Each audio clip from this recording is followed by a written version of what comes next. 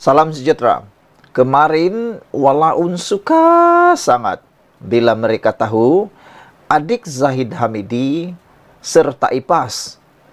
Malangnya apabila diberi penjelasan sepenuhnya, kemasukan adik Zahid Hamidi ke dalam parti PAS sebenarnya tidak membawa apa-apa keuntungan atau kerugian kepada mana-mana pihak. PAS pun tak untung, UMNO pun tak rugi. Pertama sekali, adik kepada Zahid Hamidi bukanlah pemimpin UMNO. Beliau tidak ada apa-apa sumbangan besar pun terhadap UMNO. Boleh kata, dia tak meninggalkan apa-apa nilai tambah. Itu menurut satu ulasan daripada pemimpin UMNO. Beliau kata, adik Zahid Hamidi ada di UMNO pun sama, tiada di UMNO pun sama. Manakala Puan Zarkasi pula mengatakan bahawa kemasukan adik Zahid Hamidi ke PAS sebenarnya tidak akan membawa apa-apa keuntungan kepada PAS. Bahkan mungkin hanya akan membawa mudarat kepada PAS. Kerana belum tentu adik Zahid Hamidi akan kekal selama-lamanya bersama dengan PAS. Kerana pasti DNA darah yang ada pada Zahid Hamidi dengan adiknya mempunyai persamaan. Manalah tahu, satu hari nanti adik Zahid Hamidi tak puas hati pula dengan PAS. Siapalah tahu kan, kalaulah tiba-tiba dia sedar dalam PAS sebenarnya tiada apa-apa. Selain daripada itu, menurut Puan Zarkasi, kalau yang heavyweight pun masuk ke dalam PAS tiada apa-apa sumbangan, ini kan pula yang bukan heavyweight. Beliau merujuk kepada kekalahan beberapa pilihan raya yang melibatkan PAS. Salah satunya ialah pilihan raya di Nenggiri. Apabila Puan kata Anwar Musa yang turut bersama di sana pun tidak membawa apa-apa kemenangan kepada Parti Perikatan Nasional. Jadi, adakah kemasukan adik Zahid Hamidi membawa makna? Menurut penganalisis politik dan pengulas, itu tidak ada maknanya. Hari ini pula, apabila itu berlaku, apa yang mengejutkan kita ialah Zahid Hamidi seakan-akan tak kisah pun adik beliau masuk PAS. Sebenarnya kemasukan adik Zahid Hamidi itu tidak lebih hanya sebagai satu populariti, satu raih perhatian semata-mata.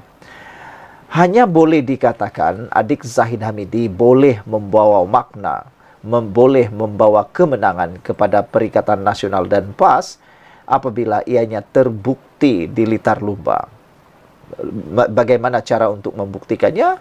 Hanya satu, dicalonkan bertanding pilihan raya. Masalahnya, bolehkah adik Zahid Hamidi dicalonkan oleh PAS? Kalaulah adik Zahid Hamidi dicalonkan oleh PAS, adakah dia akan dipertandingkan melawan abangnya sendiri di Bagan Datuk? Kalau itu berlaku, maka kita akan melihat satu perlawanan adik lawan abang. Persoalannya, Zahid bolehkah membiarkan dia kalah? Ataupun adakah adiknya mahu bertarung dengan abangnya? Kalau dia tidak dicalonkan di Bagan Datuk, persoalannya lain pula akan timbul, di mana kerusi akan diberi kepada adik Zahid Hamidi.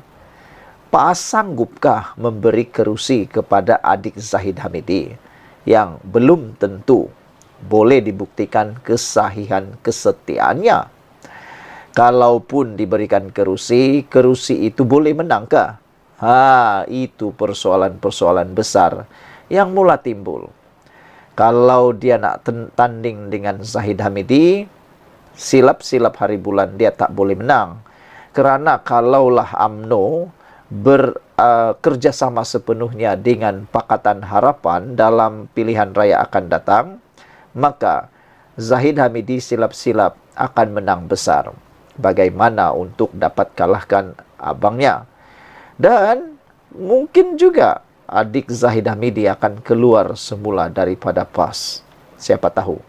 Sekian dulu untuk kali ini. Jangan lupa tinggalkan komen Anda. Salam sejahtera, terima kasih karena bersama dengan saya di Nazilin Unity Channel. Pendakwaan terhadap Daim Zainuddin semakin hari semakin mengejutkan kita. Hari ini, pihak pendakwaan menyatakan mereka mempertikaikan cuti sakit Tun Daim Zainuddin yang telah diberikan. Sebelum kita teruskan ulasan kali ini, jangan lupa tinggalkan komen Anda. Pihak pendakwaan hari ini mempersoalkan sijil cuti sakit dan ketidakhadiran Tun Daim Zainuddin ke mahkamah sejak bekas Menteri Keuangan itu didakwa atas pertuduhan gagal mengisytiharkan harta pada Januari lepas. Timbalan pendakwa raya Lau Chin Ho memaklumkan kepada Mahkamah Session bahawa Daim Zainuddin, 86 tahun, tidak hadir pada prosiding hari ini dan pihaknya menerima sijil cuti sakit daripada pihak pembelaan yang dikeluarkan Hospital Asunta semalam. Namun tiada sebarang alasan mengapa tertuduh dimasukkan ke hospital itu. Kita minta pihak hospital terbabit memberi laporan penuh mengenai keadaan Tun Daim dan kita mahu doktor yang merawat Tun Daim untuk datang beri penjelasan mengenai keadaan Tun Daim sekarang. Kita juga mahu nursing sister yang tanda tangan sijil cuti sakit untuk datang ke mahkamah dan beri penjelasan apa sebab atas apa Tun Daim dimasukkan ke hospital. Kerana tiada sebarang alasan diberikan kenapa beliau masuk hospital dan bila akan dibenarkan pulang, katanya. Mengenai permohonan Daim untuk meminda notis permohonan bagi merujuk persoalan undang-undang berkaitan pertuduhan dihadapinya, Lau mempersoalkan sama ada betul atau sebaliknya ia arahan daripada Daim kerana pindaan tersebut hanya dibuat semalam. Lau berkata permohonan agar Daim menjalani pemeriksaan mental bagi memastikan beliau layak dibicarakan atau sebaliknya perlu didengar terlebih dahulu sebelum prosiding pendengaran bagi permohonan merujuk persoalan undang-undang dijalankan. Ini kerana sekiranya diandaikan Tun Daim tidak fit untuk hadir ke mahkamah, maka prosiding yang selepas ini akan jadi tidak sah dan terbatal, katanya.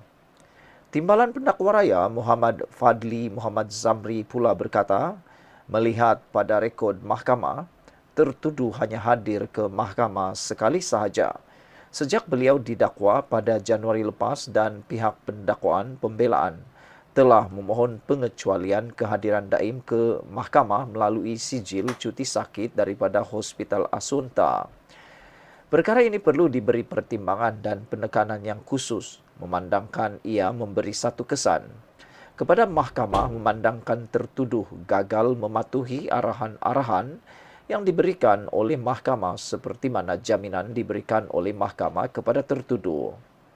Alasan tertuduh tidak hadir ke mahkamah tidak boleh dijadikan satu sandaran, memandangkan alasan diberikan itu tidak mengikut pekeliling atau arahan daripada Ketua Hakim Negara berkenaan dengan penangguhan atau ketidakhadiran tertuduh ke mahkamah, jelasnya. Muhammad Fadli berkata sijil cuti sakit itu tidak menyatakan Daim unfit untuk hadir ke mahkamah hari ini selain tanda tangan pada sijil tersebut adalah daripada nursing sister, bukan pengamal perubatan. Mahkamah perlu beri arahan tegas kepada tertuduh jika beliau ingin memohon penangguhan. Mohon untuk tidak hadir ke mahkamah. Segala peraturan ditetapkan perlu dipatuhi supaya ini boleh dijadikan sebagai satu sandaran, bukan sahaja kepada mahkamah ini, tetapi kepada mana-mana mahkamah session dan magistrate, katanya lagi. Sekian untuk kali ini, jangan lupa tinggalkan komen Anda, tekan butang subscribe